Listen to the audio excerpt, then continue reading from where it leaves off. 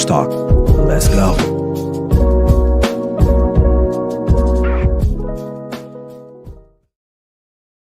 Hey, what's up, everyone? It's me, your boy Ryan Flowers, aka Clutch Sports Talk, and welcome to another edition of NFL Matchups. It's week 7 with me, man. We got to talk about the Kansas City Chiefs, man, and the resurgence of them. Also, the Jets. What a problematic season they're having, and of course, it wouldn't be NFL Matchups if I did not break down every game this week with every keys to victory for every team going into this week. So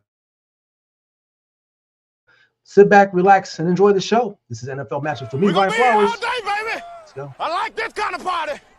I like this kind of party, baby.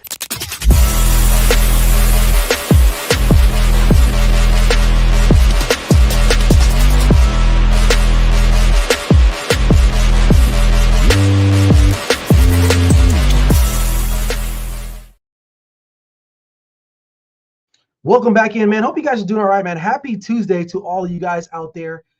It's another week gone in the books, and we get to look forward to another week. But before we get into the show, man, make sure if you haven't already subscribed to the channel, the Grid Network, as well as Clutch Sports Talk podcast as well on YouTube, man. Looking to do big things, keep the channel growing, and just like the shit out of this stuff, man. If you really do, and share it with your friends and family, whoever. If you want to talk about football, share it with everybody, man. Really. We're just trying to do everything that we can here, at least on my end, to get things going today. So, all right, man. Hey, let's just get straight into it.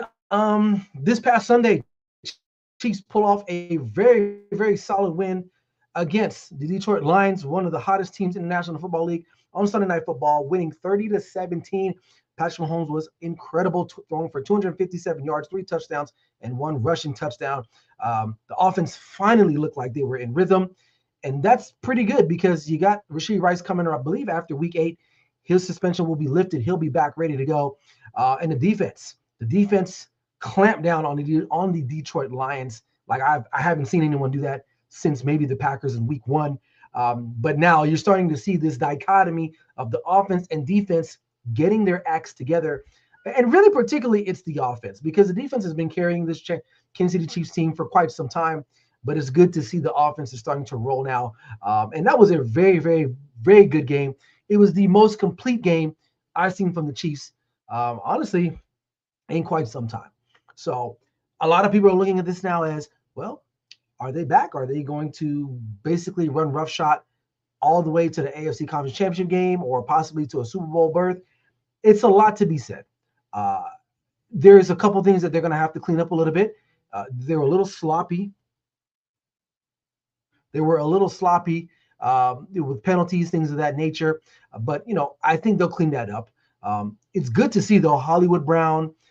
Who else was out there? Worthy, the other kid that they've been throwing to, Thornhill, I think his name is. They're all getting into the mix there. And, of course, the running game. But Patrick Mahomes, chef's kiss, doing his thing there. And the defensive unit, the way they were able to pressure Jared Goff was pretty remarkable.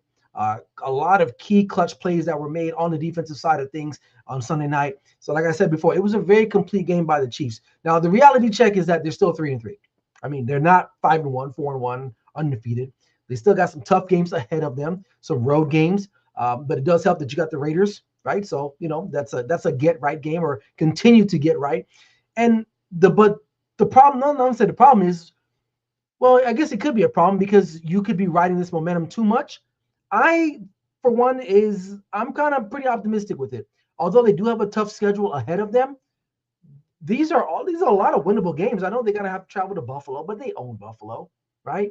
That Jags get lost last week Monday, that was an outlier. They should have won that game. A couple key mistakes down the stretch, whatever. But the AFC is wide open. The AFC is wide open at this point, and if you don't have the Chiefs in there, penciled in somewhere, you're crazy. You're crazy, man. So they're looking pretty good. So despite the slow start, things are starting to look on the up and up. Look, I listen, within the division itself, you're going to have to play the Broncos twice, right? Should be able to win those games, at least split, right?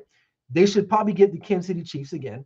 The San Diego Chargers, and split that. And you should sweep the Raiders. So you do that, you probably end up winning the division. That's my take on it. So Can they get back to an AFC Conference Championship game? Absolutely. Why not? You got one of the best quarterbacks, if not the best quarterback right now.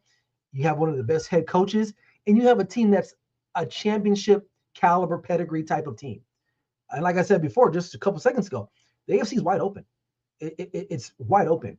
And given the experience between the quarterback play, the coaching, even Travis Kelce went off a little bit, but a couple of receptions, or not a couple, a few receptions from crucial third down conversions.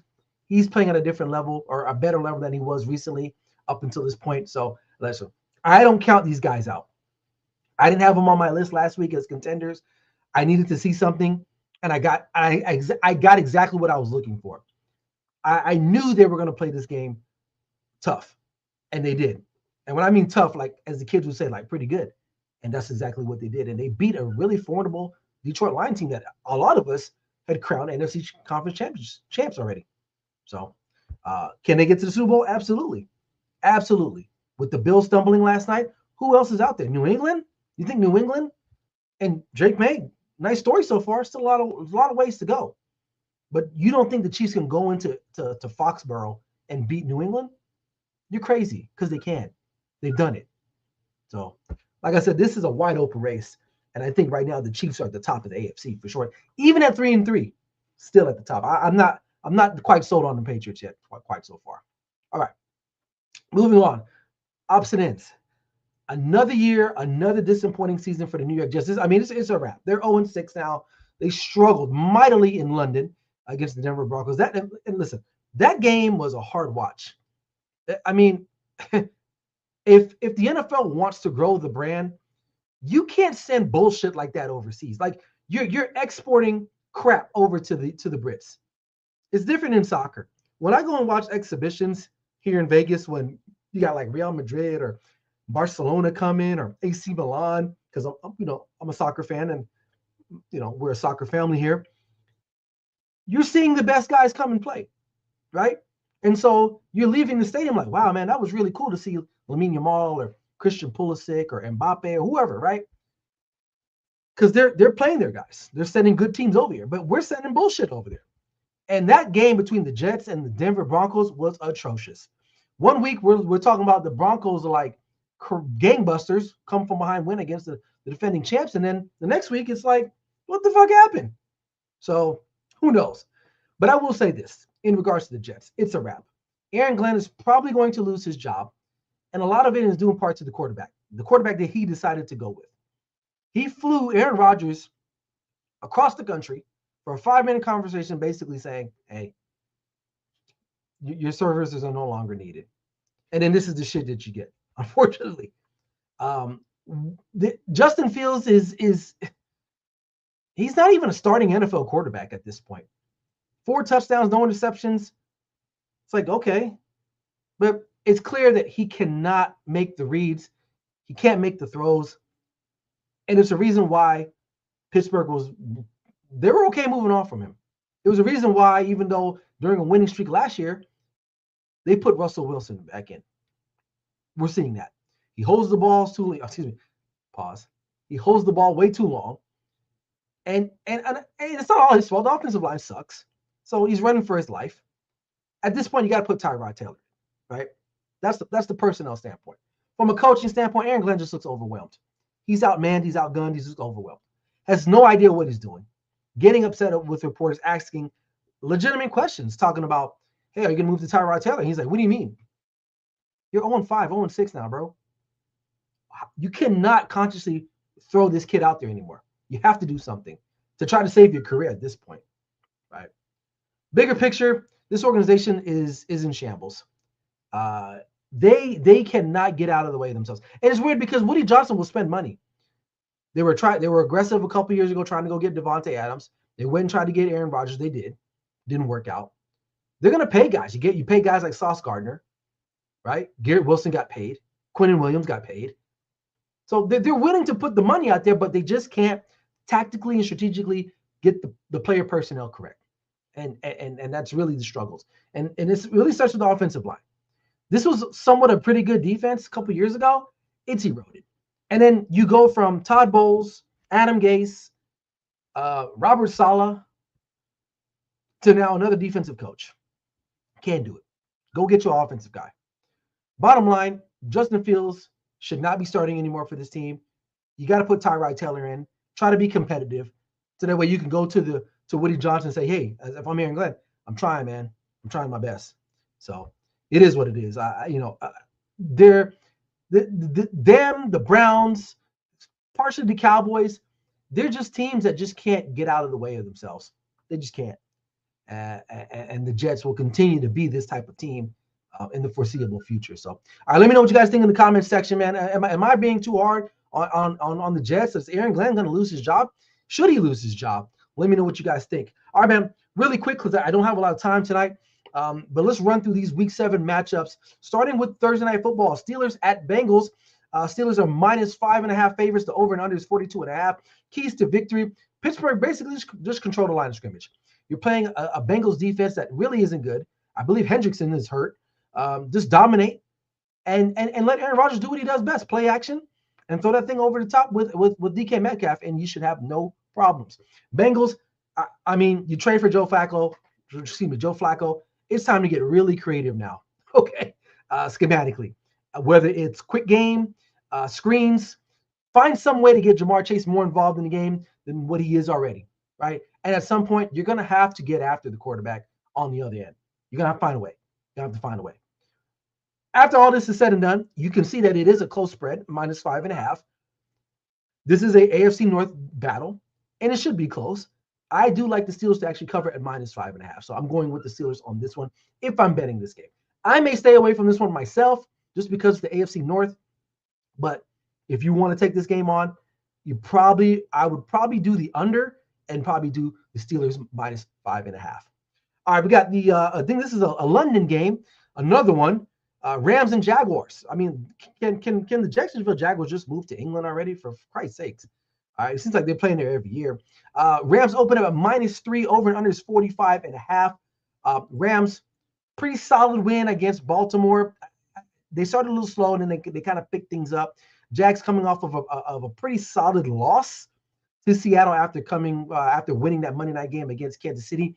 Listen, Jaguars, they're gonna have to find a way to disrupt the Rams passing game.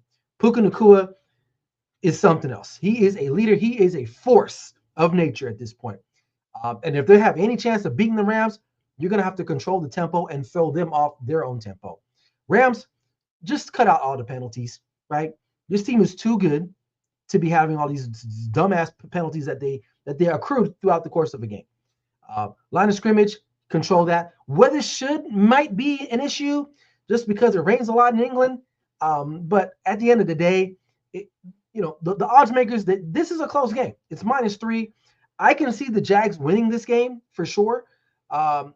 Because if it's almost like Jacksonville is like they're home away from home. So if there was an upset out there this week, it would probably be this game, right? So I would probably do Jaguars on the money line, just because Jaguars are used to going to making this trip every year. Rams really don't. So why not take the upset and go with the Jaguars here, straight up on the money line? So I would go with the Jaguars. All right, Patriots at Titans. Patriots open up -7, over under 42.5. Titans is just a crappy team. They just fired Bill Callahan. Was it yesterday or today? I forgot. Just not a good team. Just not a good football team. Patriots, listen, you got to go into this game, continue to be balanced on offense. Don't make any unnecessary turnovers. Force some turnovers, which you should be able to do against Cam Ward, I was having an underwhelming rookie season. It's not all his fault. He just don't have the talent and the coaching around him. As far as the game is concerned for the Titans, listen, you're going to have to find ways to get big explosive plays. I'm talking about 20, 25 yards plus, big time plays, and you're going to have to be able to sustain drives in order to beat this Patriots team. I don't think that's going to happen, so I like the Patriots to cover at -7 on the road in Nashville. I'm taking the Patriots in this one. All right, Raiders at Chiefs, a rivalry renewed again. Chiefs 10.5. 10.5 to 12.5 on some spots that I've seen. This one that I'm looking at right now is 10.5. It'll probably go up a little bit because the Raiders are they're just ass. Chiefs, listen, Mahomes, keep him clean in the pocket. That might be a little bit of an issue, right? Because you got Max Crosby on the other end. But as long as they can run the ball with Pacheco and Kareem Hunt, man, running physical, man. I really like what I'm seeing out of him.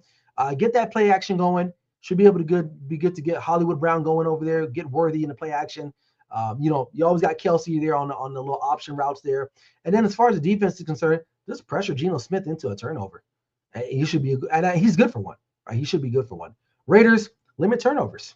Just got to limit turnovers and control the time of possession, because you don't. How hot this Chiefs team is right now on offense, you don't want them having the ball an excessive amount of time. But overall, I like the Chiefs. And they haven't lost in Allegiant Stadium since the Raiders have moved there. So, do I like the point spread?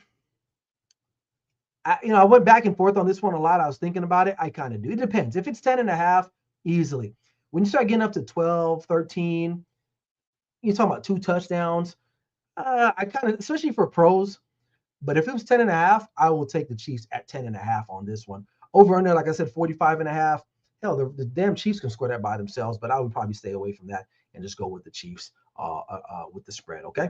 All right, Panthers at Jets. Panthers open up at -1.5 on the road in the Meadowlands after beating my Cowboys this past Sunday. Listen, is the Jets defense any better than Dallas? I don't know, because they got spanked by Dallas too, so it's hard to tell. But as far as Panthers are concerned, just get after who the quarterback is. If it's Justin Fields again, I honestly, as a Jet fan, I would probably lose my shit. I'm just being real. But if it is Tyrod Taylor, it presents a little bit of a path that's with more resistance if you're a Panthers fan. And I think it would behoove them to attack him better. Justin Fields, we already know he can't play, right? As far as the coverages are concerned, you're going to have to create some mismatches out there. Garrett Wilson is probably their only really true target that they do have there as far as weapons outside. The running game is pretty undesirable at this point. You could probably trade away this whole team at this point, but you should be good. Panthers, red zones, when you get there, score the touchdown. Don't kick a field goal. No field goals, touchdowns. This defense is not good in the Jets. So Bryce Young was looking like Drew Brees last week against Dallas Cowboys. So back-to-back 2 terrible defenses. You should be able to manage that. Jets, listen, I don't know, man. What can you do? I guess keys to victory, don't start Justin Fields. That's it. So it's going to be a close one. I still think it's going to be close, but I'm going to go with the Panthers just in the money line. It's too close to call. So I'm going to go with the Panthers. Although, even though the Jets defense is terrible, I just don't believe in the Panthers that much. I feel like if you put them up against a pretty formidable defense, and I kind of contradicted myself because we don't think the Jets are what do you call it, a credible defense. But my God, they got to be a little bit better than Dallas's last week. So I'm just going to go with the Panthers straight up on this one. All right, we got Dolphins at Browns. Lots going on with Miami. Tua calling out teammates. I don't know, man. I don't know if it's a distraction because he threw 3 interceptions and he wants to divert that attention to somewhere else. So God knows what's going on through his head. But keys to victory for the Browns. Listen, exploit Miami's offensive line. You got the best edge rusher in the game, Myles Garrett. You should be good. Win on third downs, offense and defensively, and force turnovers. Tua will give you a pick here or there. Hell, he gave the Chargers 3 last week. All right. Dolphins, limit turnovers. You're going to have to make splash plays too, right? Whether it's through Waddle or A-Chain, whoever, Darren Waller, whatever. Because this defense is so good with the Browns that they're going to stifle you. They're going to stifle you.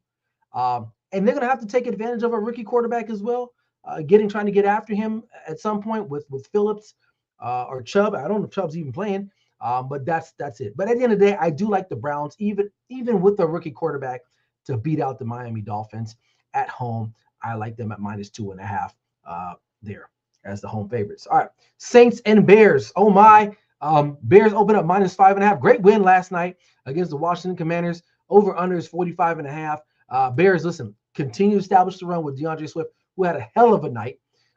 Make sure you get that play action going to dominate the trenches as well. That's going to be a key to victory. And the Saints, listen, big plays. They may not be a good team, but they are pretty exciting to watch. They do get up and down the field just a little bit there, but their defense isn't good at all either. So the Bears should cruise in this game. I do like the Bears in this one at -5.5. Um, I can also see 45.5 on the over on this one too, if you want to bet over and under on that one as well. All right, Eagles at Vikings. This is a big one. Big one for the Eagles, coming off of a really bad divisional loss to the Giants last week, Thursday. They open up at -2.5, over under 42.5. They're going to have to get as far as the Eagles are concerned, get the throwing, the passing game going early. Find ways to complete easy catches to A.J. Brown. I don't understand how you do not utilize this guy. He is a superior athlete. You don't always have to go deep with him. Put him on a screen. On a slant, something short, anything. Just get him the ball. Get him the ball, and protect the ball. So, and I know Jalen Hurts had a pick six last week, Thursday, but I think for them, because Saquon is not really having a great season so far, or at least a Saquon Barkley type season, you're gonna have to find out you're gonna have to go to AJ Brown. Get him going early, and you should be good. Vikings just continue to play aggressive in coverage. Their defense should keep them in this game. Pressure Jalen Hurts and win the line of scrimmage. If you can do that, you should be good. I don't know what the status of Jalen Carter is. That is huge. If he does not play, I like the Vikings. But if he does play, I do like the Eagles. So this one I'm going to stay away from because I don't know yet. I don't know the injury report on him because Jalen Carter is such a huge part of their defense. If not, he is their best defensive player. He is so dominant and disruptive that I think he can single-handedly help their defense out and win this game. So, like I said, if he plays, I like the Eagles. If he doesn't, I like the Vikings. Sorry, I had to go 50-50 on that one there. All right, we got Giants at Broncos. Giants, big win Thursday night. Now they got to go to Mile High. Their Broncos are -7 at home. 39.5 is the over and under. I do like that. I do like the under in that game. Broncos, really, use your defense to get after a young quarterback, and you should be good to go. And capitalize on turnovers because rookie quarterbacks will give you a couple, maybe one or two in a game. Giants, you're going to have to continue to mix up the run and the pass with Cam Scatterboo. Jackson Dart, protect yourself, man. If you're going to run, get out of bounds or slide.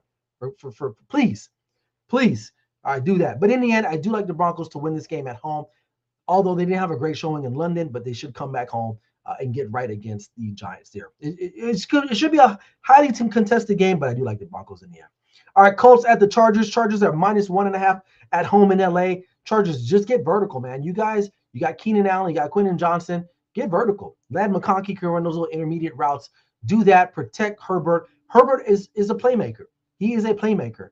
And I like what he can do, especially on third down. As long as they can continue converting on third downs, they should be good to go. Colts, control the clock. Run the ball with Jonathan Taylor. Limit the big plays on defense, and you might have a chance in this. I do like the Colts on the road to upset the Chargers in this one. So I do like the Colts straight up on the money line there. All right, we got Packers and Cardinals. Don't know the status of Kyler Murray. Jacoby Brissett played pretty solid last week, plus 300 yards last week. But Packers open up at 6.5 favorites on the road, 43.5 over and under. Listen, Packers, you gotta have to run the football again with Josh Jacobs too. Stretch the field vertically. Once you start running the ball, play action should be good, and take advantage of all the injuries that are happening in Arizona. Simple as that. Cardinals, force some turnovers. Jordan Love, although he can look really good sometimes, he can look pretty shitty too. So take advantage of that. But in the end, I think the Packers just have a little bit more in the tank than the Cardinals do. I do like the Packers to cover on the road. All right, NFC East division rivalry here. Commanders at the Cowboys. Commanders open up at -2.5. Commanders, listen, they're going to be feeling it from this past Monday. That's the game they probably should have won. If Jaden Daniels doesn't fumble or with the whole handoff there, they probably end up winning that game and whatever. But now they got some extra motivation. You're playing against one of the most worst defenses in the history of the National Football League. You should be able to move the ball up and down the field in Dallas. That's pretty much it. Like, just do what you normally do. Jalen Daniels is a very smooth thrower. He's very accurate. I like what they do in the run game. I love how they use Deebo Samuels. I love how McCaffrey is getting in the mix there. So no problems there. Cowboys, The offense I ain't got to worry about. It's the damn defense. If the defense can just stop somebody, for the love of God, stop somebody, which they probably got. So I like the Commanders in this one at -2.5. All right, Sunday Night Football, Falcons, really good win this week against the Bills on Monday Night Football. They traveled to the Bay to take on the San Francisco 49ers, who are just a walking mash unit at this point. 49ers keys to victory, control the possession, limit Bijan Robinson being on the field. Atlanta Falcons can beat you in so many different ways right now, and their defense is really coming up big, getting after the quarterback. That's when, so you have to protect your quarterback, whether it's Mac Jones or Brock Purdy. And then the Niners, I will give the Niners credit. They are in games. It's all coaching and will. But at some point, talent will take over, and I just don't think they have enough talent. They have too many injuries to overcome. Falcons exploit the injuries, just like in the Cardinals and the Packers game. Exploit the injuries. They're out. Fred Warner's out for the year, right? Who was the key voice in that defense? You gotta have to do this. Just take advantage of that. With that said, not that many keys to victories for the Falcons. Continue to play football the way they've been playing. You should be good. I like the Falcons to win this game, pretty much to win this game. So we'll see. All right, two more matchups, and I'm out of here. We got Buccaneers at Lions. 2 Monday night games actually. Lions open up at -5.5 at home. After coming off of a loss Sunday Night Football to the Kansas City Chiefs. Keys to victory for Lions: get back to running the football downhill. Make the Buccaneers feel you. And you should be good. Minimize the formation execution, penalties, things like illegal shifts, formations, things of that nature, and try to make the Bucs as one-dimensional on defense as possible. Considering they do have a lot of injuries with Mike Evans. I know Emeka Egbuka is struggling too. I think Chris Godwin might be hurt. No Bucky Irving last week. So they have some injuries on that side of the ball. Buccaneers, listen, you're going on the road. Baker Mayfield played really good last week. Probably the leading candidate for MVP at this point. One thing I will say, they can probably leverage the line of scrimmage a little bit better right now than the Lions as far as like controlling the trenches. In the end, though, this is going to be a shootout, I think, at the end of the day. So I do like the 53.5 cover on this one. I'm not going to pick a team per se, but if I was betting this game, I would probably go with 53.5 on this particular game because I think that both of these offenses can still score. We've seen that. So I'll leave it at that. But not going to predict a winner on this one because I think it's still kind of close, in my opinion. All right, and final game, we got Texans at Seahawks. Seahawks, one of those surprising sleeper teams coming out of the Northwest. Really good win against Jacksonville this past weekend. Texans coming in. Seahawks are -3 at home. Over under 41.5. Seahawks, because you're at home, just dominate. Dominate the line of scrimmage, at least on defense. First and second downs. Just get after it. They should be able to do that and get early pressure on C.J. Stroud. Force them into some uncomfortable situations that will allow him to maybe give you an interception or two. As far as the Texans are concerned, I don't know, man. Nico Collins and C.J. Stroud really haven't been doing much this year.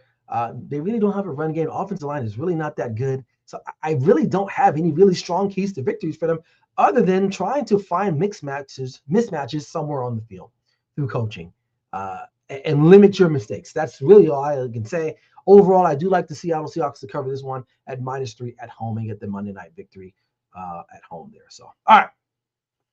So there you have it there, folks. Oh, man, I fell asleep for a second. I fell asleep at the wheel. But that's all I got for today, man. Sorry it was a rush show today. I got some business I got to take care of today. But if you missed parts of the show, make sure you go back to YouTube. Check out my Clutch Sports Talk podcast on YouTube. And check out the Grid Network as well. That's all I got this evening, man. Hope you guys enjoyed the rest of your week.